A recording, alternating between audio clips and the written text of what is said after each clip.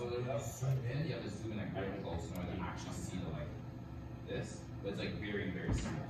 But it's like all along the signal. It's like so makes the entire thing looks like kind of make it kind of looks like this, like and here's just filled in. But it's not that big. Probably like microvolts. Yeah. Okay. I mean, it's high frequency. What do you expect? So what I was thinking, the solution to that would it make sense to put a low pass filter to filter those signals like 20 kilohertz and below, and then over that, because then now that's probably gonna be difficult because you need to have a filter that has a very fast roll off. Sorry. Yeah. No, don't worry.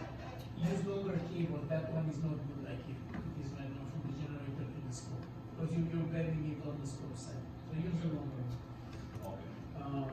But like, it's really like it'll be to the point where like circuits perfectly. Like we were showing Al about it. He said that's super weird. You can't remember the last thing. So like the circuit will be fine. Like you said, like no. Can you show me? It's working now. I'm not gonna lie. I really don't want to. We finally got it fixed. I really want to like try. Like we'll be here and like you'll touch this and it'll mess it up, right? Also start. Or like you'll put your hand here and it'll start. Yeah. So that means the input impedance of your circuit is large. Yeah. And then any low. So your coupled capacity. Right, that's what you do when you touch a wire. Yeah. You touch this, you touch the wire, and then you're like not anything with the wire. Like we'll just lean our hand here, mess it up, and lean off. You'll come like this, and you'll see it like.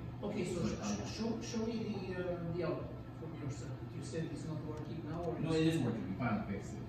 We got rid of it. But like the problem is we had it. But like this is a like fourth time we come in, we hook it up, and it has that problem. So we have to spend like an extra 2 hours to fix it.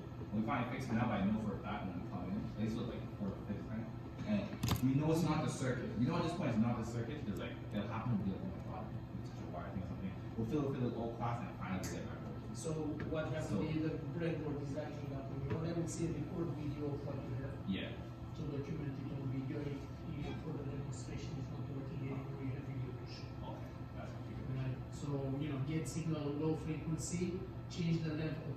Set some constant levels here, show that you have you can adjust the level and the output, measure what is, and you explain in the video. This is 20 hertz amplitude is this, base to the maximum amplitude is this, base to the minimum amplitude is this, like you would do in the presentation. Okay, because like it's working now, but my fear is like next time we come in, I'll probably mess up again. Yeah, so our presentation spend like 15 more minutes and then record. Okay. Yeah. Thank you. You're welcome.